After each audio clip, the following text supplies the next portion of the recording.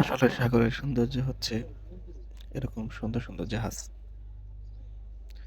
সাগরে যদি এরকম সুন্দর সুন্দর জাহাজ না থাকে তাহলে সাগরের সৌন্দর্য একবারেই থাকে না। দেখতে পাচ্ছেন কেমন লাগছে? ফুল গাছের সৌন্দর্য ফুল, সাগরের সৌন্দর্য জাহাজ।